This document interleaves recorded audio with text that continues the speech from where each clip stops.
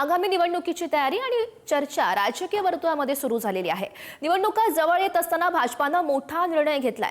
या निवडणुका महायुतीतून लढायच्या की स्वबळावर याचा निर्णय आता थेट जिल्हाध्यक्षांवर सोपवण्यात आलाय। मात्र त्यामुळे युतीतील मित्रपक्षांशी संबंध बिघडणार नाही याचीही काळजी घेण्याचे आदेश देण्यात आलेत। मात्र आता यामुळे स्थानिक पातळीवर कशी नेमकी समीकरणं बदललेली आहेत बघूयात।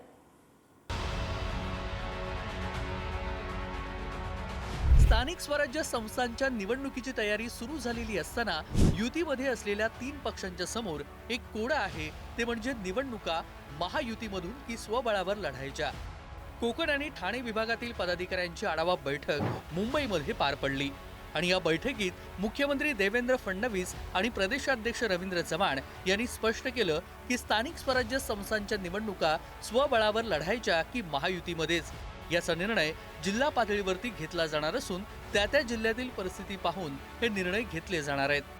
आम्ही युतीच्या संदर्भातले सगळे अधिकार हे आमच्या अध्यक्षांनी जिल्ह्यांना दिले आहेत। शक्यतोवर जिथे जिथे शक्य आहे तिथे युती केली पाहिजे अशा प्रकारचे दिशानिर्देश आम्ही दिले आहेत। काही ठिकाणी होऊ शकणार नाही, जिथे झाली नाही तिथे मैत्रीपूर्ण लढत झाली पाहिजे, तिथे कुठल्याही परिस्थितीत कटुता येऊ नये अशा प्रकारचा प्रयत्न केला पाहिजे असे देखील निर्देश दिले आहेत। त्यामुळे मला असं वाटतं की कोकणामध्ये या निवडणुकीमध्ये भारतीय जनता पक्षाला चांगलं यश मिळेल।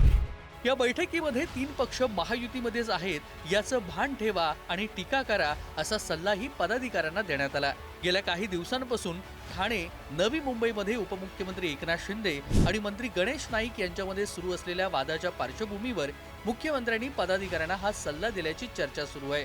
निवडणुकीची पूर्वतयारी भाजपनं सुरू केली आहे। महायुतीमध्ये स्थानिक स्वराज्य संस्थांच्या निवडणुकीआधी कार्यकर्त्यांचं मूड चाचपणं सध्या सुरू आहे। जनतेकरता 24 तास लोकसेवक म्हणून काम करणारा कॅन्डिडेट असावा। त्यांनी निवडून आल्यावर स्वतःला मालक समजू नये, तो जनसेवक राहावा, पब्लिक सर्वंट राहावा।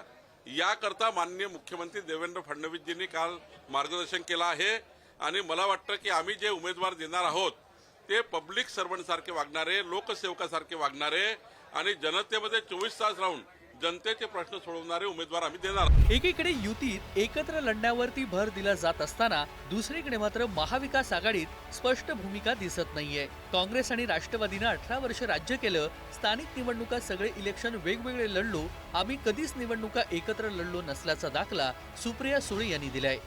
राष्ट्रवादी काँग्रेस एकत्र होती पूर्णपणे आणि आम्ही आणि काँग्रेसने 18 वर्ष राज्य केलं महाराष्ट्राची सेवा करण्यासाठी। त्या काळामध्ये आम्ही याशी हे सगळे इलेक्शन वेगळेच लढलो, कधी आम्ही एकत्र लढलो। काँग्रेस आणि राष्ट्रवादी वेगळीच लढायची। मागच्या वेळेस तर भारतीय जनता पक्ष आणि सेना उद्धवजींच्या नेतृत्वाखाली ती पण वेगळीच लढली होती मुंबईला। त्याच्यामुळे हे इलेक्शन कार्यकर्त्यांचं असतं।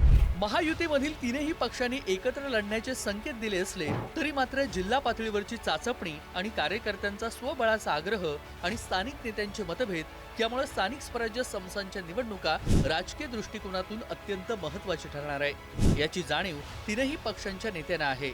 यामुळे स्वबळाची भाषा मोठे नेते सध्या तरी करताना दिसत नाहीयेत। तेजस बोरगरे, पुढारी न्यूज, मुंबई।